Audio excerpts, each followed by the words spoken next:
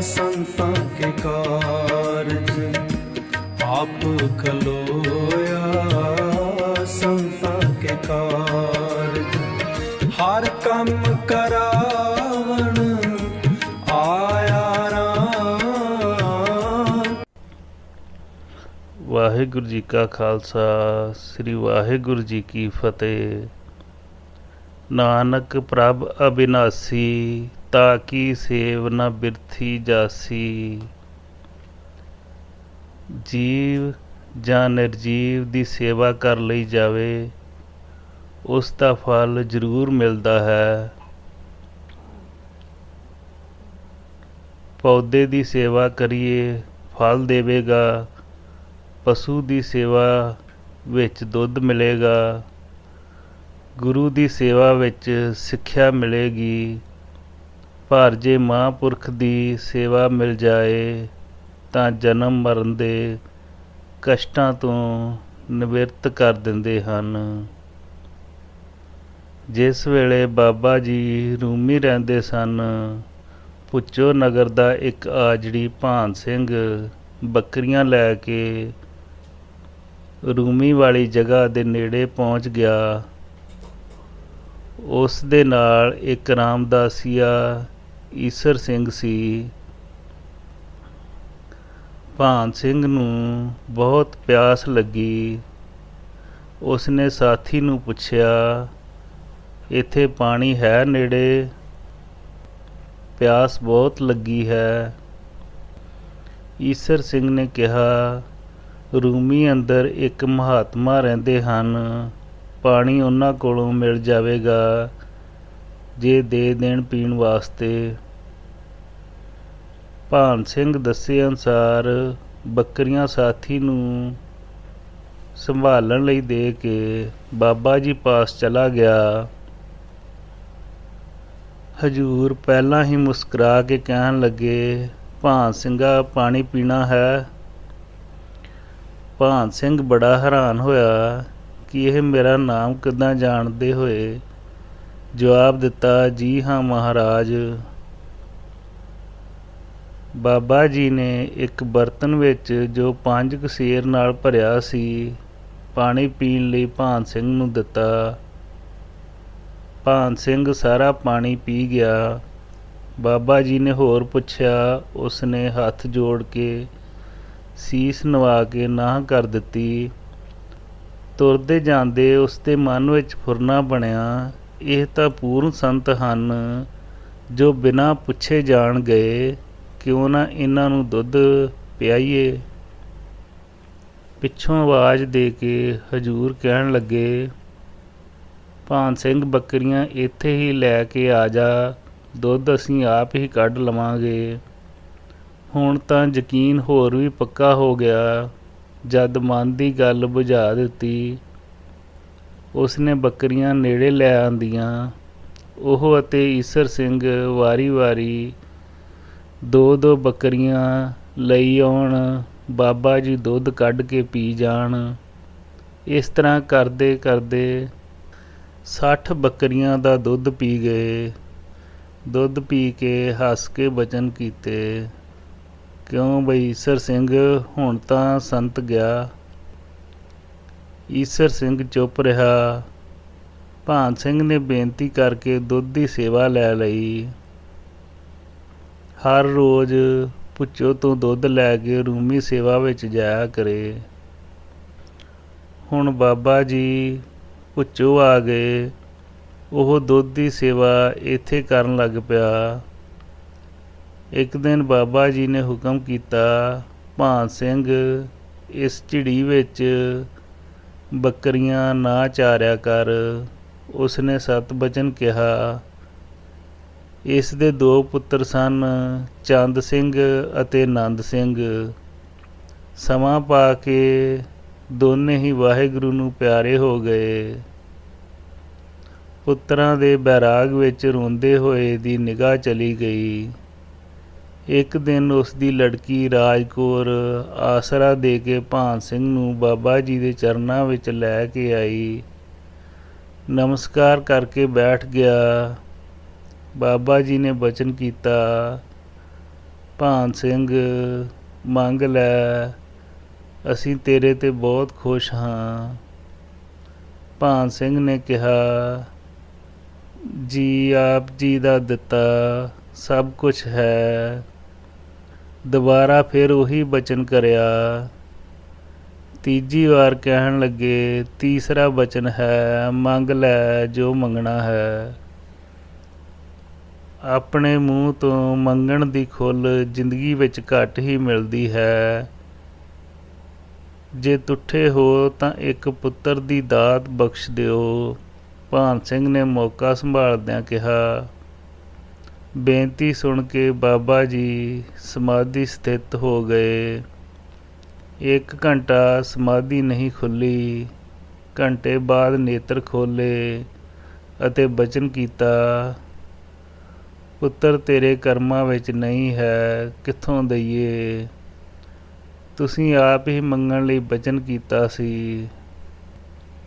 ਚੰਗਾ, ਫਿਰ ਪੁੱਤਰ ਹੋਵੇਗਾ ਪਰ ਪਿੰਡ ਨਹੀਂ ਰਹੇਗਾ। ਹਜ਼ੂਰ ਨੇ ਬਚਨ ਕੀਤਾ।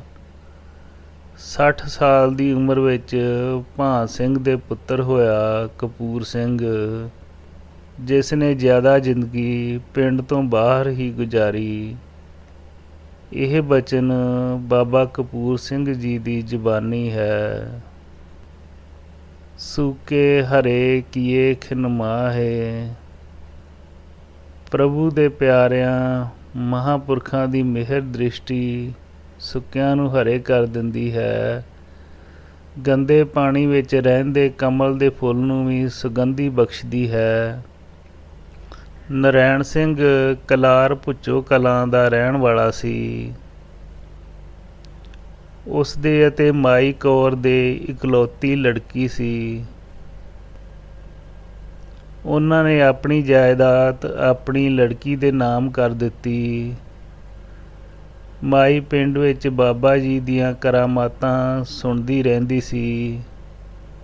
ਇੱਕ ਦਿਨ ਉਸ ਦੇ ਮਨ ਵਿੱਚ ਫੁਰਨਾ ਬਣਿਆ ਕਿ ਮੈਂ ਵੀ ਸੇਵਾ ਕਰਾਂ, ਸ਼ਾਇਦ ਮੇਰੇ ਵੀ ਵਿਹੜੇ ਖੁਸ਼ੀਆਂ ਆ ਜਾਣ। ਦੁਨੀਆ ਦੇ ਲੋਕ ਇਸ ਦਰ ਤੋਂ ਝੋਲੀਆਂ ਭਰੀ ਜਾਂਦੇ ਹਨ, ਮੇਰੇ ਉੱਪਰ ਵੀ ਕਿਰਪਾ ਹੋ ਜਾਏ। ਆਪਣੇ ਸਵਾਏ ਹਿਰਦੇ ਲੈ ਧਾਰਿਆ। ਜਿਸ ਨੇ ਵੀ ਸੇਵਾ ਸਿਮਰਨ ਕੀਤਾ ਹੈ, ਆਪਣੀ ਮਨੋਕਾਮਨਾ ਪੂਰੀ ਕੀਤੀ ਹੈ।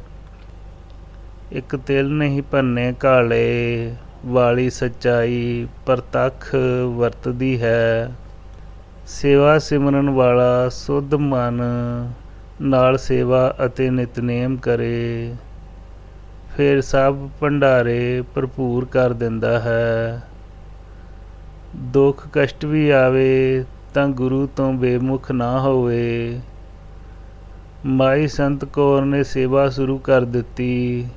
ਨਿਤਨੇਮ ਸੇਵਾ ਲਈ ਤਤਪਰ ਰਹਿੰਦੀ। ਸਮਾਂ ਲੰਘਦਾ ਗਿਆ। ਇੱਕ ਦਿਨ ਇਮਤਿਹਾਨ ਦਾ ਸਮਾਂ ਆ ਗਿਆ। ਪਤੀ ਨਰੈਣ ਸਿੰਘ ਰੋਕਣ ਲੱਗਾ ਤੇ ਕਹਿਣ ਲੱਗਾ, ਤੂੰ ਇਸ ਉਮਰ ਵਿੱਚ ਕੀ ਭਾਲਦੀ ਹੈ? ਮਾਈ ਸਿਦਕ ਵਾਲੀ ਸੀ। ਪਤੀ ਵੱਲੋਂ ਝਿੜਕਣ ਅਤੇ ਕੁੱਟਮਾਰ ਕਰਨ ਦੇ ਬਾਵਜੂਦ ਵੀ ਮਾਈ ਨੇ ਸੇਵਾ ਨਹੀਂ ਛੱਡੀ। ਨਿਯਮ ਨਾਲ ਰੋਜ਼ ਦੀ ਸੇਵਾ ਜਾਰੀ ਰੱਖੀ। ਇੱਕ ਦਿਨ ਸੇਵਾ ਕਰਕੇ ਜਾਣ ਲਈ ਆਗਿਆ ਮੰਗੀ ਤਾਂ ਹਜ਼ੂਰ ਨੇ ਬਚਨ ਕੀਤਾ, ਅੱਜ ਨਹੀਂ ਜਾਣਾ, ਬੈਠੀ ਰਹੋ ਇੱਥੇ। ਮਾਈ ਨੇ ਉੱਤਰ ਦਿੱਤਾ, ਮਹਾਰਾਜ ਤੁਸੀਂ ਜਾਣਦੇ ਹੋ ਕਿ ਉਹ ਮੈਨੂੰ ਕੁੱਟਦਾ ਮਾਰਦਾ ਹੈ। ਮੈਂ ਚੋਰੀ ਸੇਵਾ ਕਰਨ ਆਉਂਦੀ ਹਾਂ। ਜੇ ਉਸ ਨੂੰ ਪਤਾ ਲੱਗ ਗਿਆ ਤਾਂ ਕੁੱਟਮਾਰ ਕਰੇਗਾ। ਕਹਿੰਦਾ ਹੈ, ਇਸ ਉਮਰ ਵਿੱਚ ਤੂੰ ਸਾਧਾਂ ਤੋਂ ਕੀ ਲੈਣਾ ਹੈ? ਬਾਬਾ ਜੀ ਨੇ ਹੁਕਮ ਕੀਤਾ, ਤੂੰ ਬੇਫਿਕਰ ਹੋ ਕੇ ਸੰਗਤ ਵਿੱਚ ਬੈਠੀ ਰਹੋ। ਉਹ ਹੁਕਮ ਮੰਨ ਕੇ ਬੈਠੀ ਰਹੀ। ਸ਼ਾਮ ਨੂੰ ਜਦ ਨਰੈਣ ਸਿੰਘ ਹਲ ਛੱਡ ਕੇ ਘਰ ਆਇਆ, ਘਰ ਵਿੱਚ ਨਿਗਾਹ ਮਾਰੀ, ਮਾਈ ਕਿਤੇ ਨਜ਼ਰ ਨਾ ਆਈ। ਗੁੱਸੇ ਨਾਲ ਲਾਲ ਪੀਲਾ ਹੋ ਗਿਆ।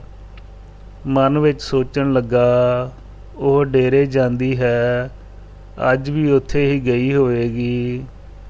ਗੁੱਸੇ ਨਾਲ ਭਰਿਆ ਹੱਥ ਵਿੱਚ ਸੋਟੀ ਲੈ ਕੇ ਡੇਰੇ ਵੱਲ ਚੱਲ ਪਿਆ। ਡੇਰੇ ਪਹੁੰਚ ਕੇ ਬੋਲਣ ਹੀ ਲੱਗਾ ਸੀ, ਅੱਗੋਂ ਬਾਬਾ ਜੀ ਨੇ ਕੜਕਦੀ ਆਵਾਜ਼ ਵਿੱਚ ਬਚਨ ਕੀਤੇ, ਖਬਰਦਾਰ ਨਰੈਣਿਆ, ਚੁੱਪ ਕਰ ਜਾ। ਸੁੱਕੇ ਜੰਡ ਤੇ ਕਾਂ ਬੋਲ ਗਿਆ, ਮਾਈ ਦੀ ਭਾਵਨਾ ਨੂੰ ਰੰਗ ਲੱਗੇਗਾ। ਨਰੈਣ ਸਿੰਘ ਡਰ ਨਾਲ ਸਹਿਮ ਗਿਆ, ਜ਼ਬਾਨ ਵਿੱਚੋਂ ਕੁਝ ਨਾ ਬੋਲ ਸਕਿਆ। ਚੁੱਪਚਾਪ ਦੋਨੋਂ ਜੀ ਆਗਿਆ ਲੈ ਕੇ ਘਰ ਨੂੰ ਚਲੇ ਗਏ। ਸਤ ਬਚਨ ਸਾਧੂ ਉਪਦੇਸ਼ ਅਨੁਸਾਰ 1 ਸਾਲ ਦੇ ਅੰਦਰ ਪੁੱਤਰ ਨੇ ਜਨਮ ਲਿਆ। ਇਸ ਦਾ ਨਾਮ ਲਾਭ ਸਿੰਘ ਰੱਖਿਆ ਗਿਆ। ਇਹ ਸਤਰਾਂ ਲਿਖਣ ਤੱਕ ਮੌਜੂਦ ਹੈ ਤੇ ਪਰਿਵਾਰ ਵਾਲਾ ਹੈ। ਨਰੈਣ ਸਿੰਘ ਦੀ ਲੜਕੀ ਬੈਗੇ ਲਹਿਰੇ ਵਿਆਹੀ ਹੋਈ ਸੀ। ਨਰੈਣ ਸਿੰਘ ਨੇ ਪਹਿਲਾਂ ਉਦਾਸ ਹੋ ਕੇ ਉਸ ਦੇ ਨਾਮ ਜ਼ਮੀਨ ਲਵਾ ਦਿੱਤੀ ਸੀ। ਬਾਅਦ ਵਿੱਚ ਲਾਭ ਸਿੰਘ ਦਾ ਜਨਮ ਹੋਇਆ। ਗੁਰਦਿਆਲ ਕੌਰ ਨੇ ਜ਼ਮੀਨ ਆਪਣੇ ਭਰਾ ਦੇ ਨਾਮ ਕਰਾਉਣੀ ਚਾਹੀ ਤਾਂ ਪਤੀ ਨਾਰਾਜ਼ ਹੋ ਗਿਆ। ਉਸਨੇ ਜ਼ਮੀਨ ਆਪਣੇ ਭਰਾ ਦੇ ਨਾਮ ਕਰਾ ਦਿੱਤੀ, ਪਰ ਸਾਰੀ ਬਾਕੀ ਰਹਿੰਦੀ ਉਮਰ ਭਰਾ ਦੇ ਘਰ ਹੀ ਗੁਜ਼ਾਰੀ। ਗੁਰ ਪੂਰੇ ਸੰਜਮ ਕਰ ਦਿਆ, ਨਾਨਕ ਤੋਂ ਫਿਰ ਦੁਖ ਨਾ ਥੀਆ। ਸੰਤੋਖ, ਸੰਜਮ, ਦਿਆਲਤਾ, ਸਹਿਣਸ਼ੀਲਤਾ ਸਭ ਵਾਹਿਗੁਰੂ ਦੀ ਅਪਾਰ ਕਿਰਪਾ ਨਾਲ ਮਿਲਦੀ ਹੈ। ਪੂਰੇ ਮੁਰਸ਼ਿਦ ਦੀ ਮਿਹਰ, ਨਦਰ, ਮਨ ਸੰਕਲਪ ਨੂੰ ਦ੍ਰਿੜਤਾ ਲਈ ਬਲ ਬਖਸ਼ਦੀ ਹੈ। ਉਦਮ ਅਤੇ ਉਤਸ਼ਾਹ ਗੁਰੂ ਦੇ ਪੂਰਨਿਆਂ ਤੇ ਫੁੱਲ ਚੜ੍ਹਾਉਣ ਲਈ ਸ਼ਕਤੀ ਪ੍ਰਦਾਨ ਕਰਦੇ ਹਨ। ਦ੍ਰਿੜ ਇਰਾਦੇ ਪਰਬਤਾਂ ਦੀਆਂ ਚੋਟੀਆਂ ਸਰ ਕਰ ਲੈਂਦੇ ਹਨ। ਸਫਲਤਾ ਉਹਨਾਂ ਦੇ ਪੈਰਾਂ ਦੀਆਂ ਤਲੀਆਂ ਚੁੰਮਦੀ ਹੈ। ਨੇਕ ਇਰਾਦੇ ਵਾਲੇ ਪ੍ਰਾਣੀ ਅੱਗੇ ਹਰ ਆਕਾਸ਼ ਨੂੰ ਛੂਹਣ ਵਾਲੀ ਮੰਜ਼ਿਲ ਝੁਕ ਕੇ ਸਫਲਤਾ ਬਣ ਮਨ ਦੇ ਦਰਵਾਜ਼ੇ ਆ ਦਸਤਕ ਦਿੰਦੀ ਹੈ। ਇਹ ਸਫਲਤਾ ਦੀ ਘੜੀ ਪਾਈ ਬੀਬੀ ਸਾਹਿਬ ਕੌਰ ਦਾਦੂ ਵਾਲੀ ਨੇ। ਬੀਬੀ ਸਾਹਿਬ ਕੌਰ ਬਾਬਾ ਜੀ ਦੇ ਦਰਸ਼ਨਾਂ ਲਈ ਪੁੱਚੋ ਦੇ ਅਸਥਾਨ 'ਤੇ ਆਈ। ਨਮਸਕਾਰ ਕਰਕੇ ਸੰਗਤਾਂ ਵਿੱਚ ਬੈਠ ਗਈ। ਬਾਬਾ ਜੀ ਨੇ ਬੀਬੀ ਦੇ ਗਹਿਣੇ ਪਾਏ ਦੇਖ ਬਚਨ ਕੀਤਾ, ਬੀਬੀ ਤੂੰ ਗਹਿਣੇ ਨਹੀਂ ਉਤਾਰੇ, ਪਾਤਸ਼ਾਹ ਮੇਰੀ ਦਾਦੀ ਨਹੀਂ ਉਤਾਰਨ ਦਿੰਦੀ। ਉੱਤਰ ਦਿੱਤਾ।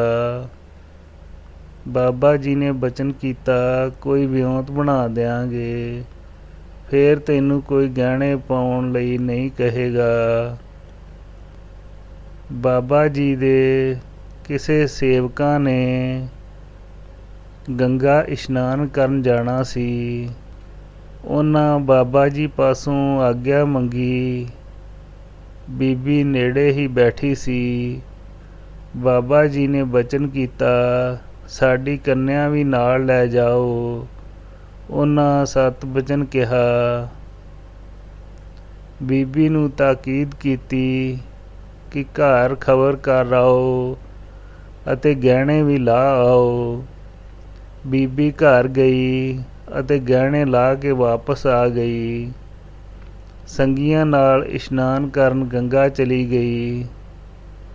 ਸੰਗਤ ਨਾਲ ਵਾਪਸ ਆ ਕੇ ਬਾਬਾ ਜੀ ਦੇ ਦਰਸ਼ਨ ਕਰਕੇ ਘਰ ਚਲੀ ਗਈ। ਦਾਦੀ ਜੀ ਨੇ ਫਿਰ ਗਹਿਣੇ ਪਾਉਣ ਲਈ ਕਿਹਾ। ਬੀਬੀ ਨੇ ਕਿਹਾ, ਮਾਂ ਜੀ ਇਸ਼ਨਾਨ ਕਰਨ ਸਮੇਂ ਸਭ ਨੇ ਕੋਈ ਨਾ ਕੋਈ ਸੰਕਲਪ ਕੀਤਾ ਹੈ। ਮੈਂ ਇਹ ਸੰਕਲਪ ਕੀਤਾ ਕਿ ਗਹਿਣੇ ਨਹੀਂ ਪਾਉਣੇ, ਇਸ ਲਈ ਮੈਂ ਇਹ ਨਹੀਂ ਪਹਿਨਣੇ। ਦਾਦੀ ਜੀ ਸੁਣ ਕੇ ਚੁੱਪ ਕਰ ਗਈ।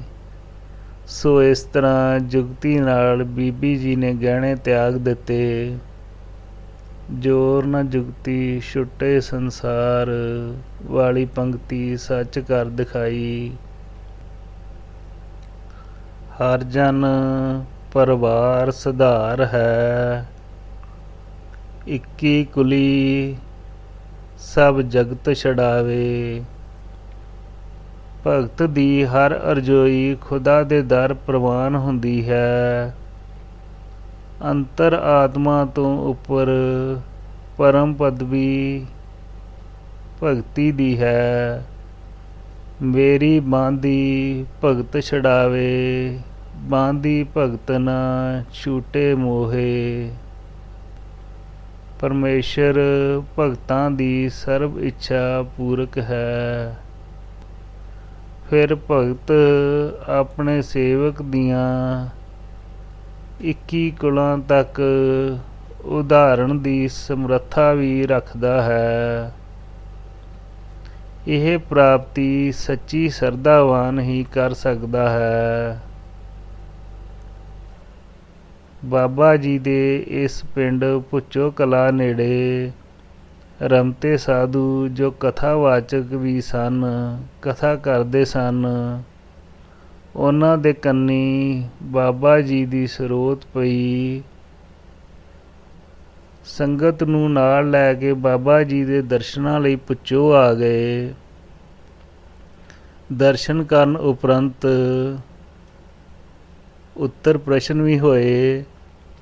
ਇਹਨਾਂ ਬਚਨਾਂ ਵਿੱਚੋਂ ਉਸਨੇ ਭਾਪ ਲਿਆ ਕਿ ਬਾਬਾ ਜੀ ਪੂਰਨ ਮਹਾਂਪੁਰਖ ਹਨ। ਮਹਾਤਮਾ ਨੇ ਕੁਝ ਪਰਮਾਰਥ ਵਸਤੂ ਦੀ ਮੰਗ ਕੀਤੀ।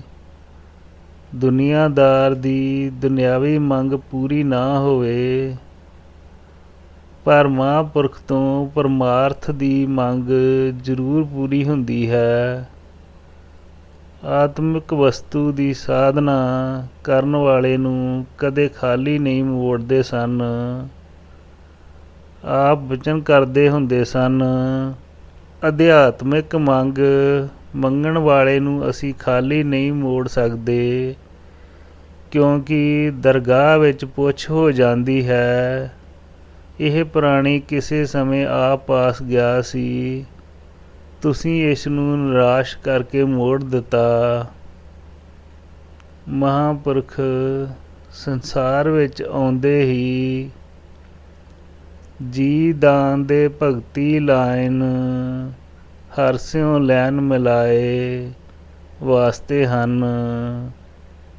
ਇਸ ਤੋਂ ਉਪਰੰਤ ਮਹਾਤਮਾ ਕਈ ਨਗਰਾਂ ਵਿੱਚ ਹੁੰਦੇ ਹੋਏ ਬਾਬਾ ਜੀ ਦੇ ਜਨਮ ਅਸਥਾਨ ਮਨਸੂਰਵਾਲ ਜੋ ਢਿਲਵਾਂ ਦੇ ਇਲਾਕੇ ਵਿੱਚ ਹੈ ਚਲੇ ਗਏ। ਨੇੜੇ ਹੀ ਇੱਕ ਪਿੰਡ ਬੁੱਢਾ ਥੇ ਹੈ, ਉੱਥੇ ਕਥਾ ਕਰਨ ਲੱਗ ਗਏ। ਕਥਾ ਕਰਨ ਸਮੇਂ ਉਹਨਾਂ ਨੇ ਬਾਬਾ ਜੀ ਦੀ ਸ਼ਰਧਾ ਨਾਲ ਸਿਫਤ ਕੀਤੀ। ਰੋਜ਼ ਸਿਫਤ ਸੁਣ ਕੇ ਸੰਗਤਾਂ ਨੇ ਪੁੱਛਿਆ, ਉਹ ਕਿਹੜੇ ਮਹਾਂਪੁਰਖ ਹਨ, ਕਿੱਥੇ ਰਹਿੰਦੇ ਹਨ, ਉਹਨਾਂ ਦਾ ਜਨਮ ਅਸਥਾਨ ਕਿਹੜਾ ਹੈ। ਮਹਾਤਮਾ ਨੇ ਜਿੰਨਾ ਕੁ ਸੁਣਿਆ ਸੀ ਦੱਸ ਦਿੱਤਾ।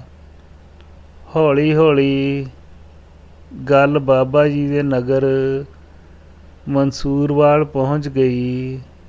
ਬਾਬਾ ਜੀ ਦੇ ਵੱਡੇ ਭਰਾ ਸਰਦਾਰ ਫੂਲਾ ਸਿੰਘ ਅਤੇ ਭਰਜਾਈ ਮਹਾਕੌਰ ਦੇ ਕੰਨੀ ਸਰੋਤ ਪਈ।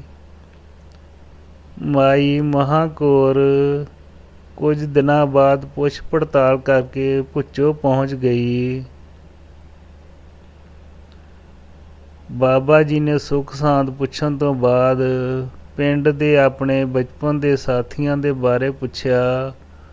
ਉਹਨਾਂ ਵਿੱਚੋਂ ਕਈ ਮਰ ਚੁੱਕੇ ਸਨ, ਜਿਹੜੇ ਅਜੇ ਦੁਨੀਆ ਵਿੱਚ ਸਨ ਉਹਨਾਂ ਦੇ ਨਾਮ ਮਾਈ ਨੇ ਦੱਸ ਦਿੱਤੇ। ਰਾਤ ਨੂੰ ਮਾਈ ਨੂੰ ਰਵਾਇਤ ਅਨੁਸਾਰ ਕਿਸੇ ਦੇ ਘਰ ਮਾਈਆਂ ਕੋਲ ਸੌਣ ਲਈ ਭੇਜ ਦਿੱਤਾ। ਸਵੇਰ ਹੋਣ 'ਤੇ ਫਿਰ ਮਾਈ ਡੇਰੇ ਆ ਗਈ। 2 ਦਿਨ ਰਹਿਣ ਤੋਂ ਬਾਅਦ ਮਾਈ ਨੂੰ ਤੋਰਨ ਸਮੇਂ ਤਾਕੀਦ ਕੀਤੀ ਕਿ ਜਦੋਂ ਦੂਜੀ ਵਾਰ ਆਏ ਤਾਂ ਮੇਰੇ ਭਾਈ ਫੂਲਾ ਸਿੰਘ, ਕਾਲਾ ਸਿੰਘ, ਸ਼ੇਰ ਸਿੰਘ ਨੰਬਰਦਾਰ, ਮੀਹਾਂ ਸਿੰਘ ਨੰਬਰਦਾਰ, ਮਈਆ ਸਿੰਘ ਦਰਜੀ ਤੇ ਚੌਂਕੀਦਾਰ ਮੁੰਦਾ ਜਲਾਹੇ ਨੂੰ ਨਾਲ ਲੈ ਕੇ ਆਈ। ਮਾਈ ਵਾਪਸ ਚਲੀ ਗਈ। ਕੁਝ ਦਿਨਾਂ ਬਾਅਦ ਮਾਈ ਉਪਰੋਕਤ ਨਾਮ ਦੇ ਸਾਰੇ ਬੰਦਿਆਂ ਨੂੰ ਲੈ ਕੇ ਆਈ। ਆਪ ਨੇ ਇਹਨਾਂ ਨੂੰ ਕਈ ਦਿਨ ਰੱਖਿਆ। ਉਹਨਾਂ ਆਗਿਆ ਮੰਗੀ ਤਾਂ ਆਪ ਨੇ ਬਚਨ ਕੀਤਾ, ਇੰਨੀ ਜਲਦੀ ਕਿਉਂ ਕਰਦੇ ਹੋ? 2 ਆਦਮੀਆਂ ਨੇ ਆਪਣੀਆਂ ਮਜਬੂਰੀਆਂ ਦਸੀਆਂ। ਇੱਕ ਨੇ ਕਿਹਾ ਮੇਰੀ ਮੱਝ ਸੂਣ ਵਾਲੀ ਹੈ। ਬਾਬਾ ਜੀ ਨੇ ਕਿਹਾ ਮੱਝ ਸੂ ਪਈ ਹੈ ਅਤੇ ਕੱਟਾ ਦਿੱਤਾ ਹੈ। ਦੂਜੇ ਨੇ ਕਿਹਾ ਮੇਰੀਆਂ ਛੱਲੀਆਂ ਕੋਠੇ ਉੱਪਰ ਸੁੱਕ ਰਹੀਆਂ ਹਨ, ਕੋਈ ਚੁੱਕ ਨਾ ਲੈ ਜਾਵੇ। ਉੱਤਰ ਵਿੱਚ ਬਾਬਾ ਜੀ ਨੇ ਫਰਮਾਇਆ ਤੇਰੀਆਂ ਛੱਲੀਆਂ ਦੀ ਰਾਖੀ ਭੜੋਲਾ ਪਿਆ ਹੁੰਦਾ ਹੈ। ਆਪ ਰੱਖਣਾ ਚਾਹੁੰਦੇ ਸਨ। ਫੇਰ ਮੁੜ ਕੇ ਆਉਣ ਦਾ ਬਚਨ ਲੈ ਕੇ ਆਗਿਆ ਦਿੱਤੀ, ਪਰ ਮਈਆ ਸਿੰਘ ਨੂੰ ਛੁੱਟੀ ਨਹੀਂ ਦਿੱਤੀ। 1 ਮਹੀਨੇ ਬਾਅਦ ਛੁੱਟੀ ਦਿੱਤੀ। ਤੁਰਨ ਸਮੇਂ ਉਸ ਨੂੰ 13 ਰੁਪਏ ਸ਼ਰ੍ਹਾ ਕਰਕੇ ਦਿੱਤੇ ਅਤੇ ਹੁਕਮ ਕੀਤਾ ਖਜ਼ਾਨੇ ਵਿੱਚ ਰੱਖਣੇ ਹਨ, ਤੋੜ ਨਹੀਂ ਆਵੇਗੀ।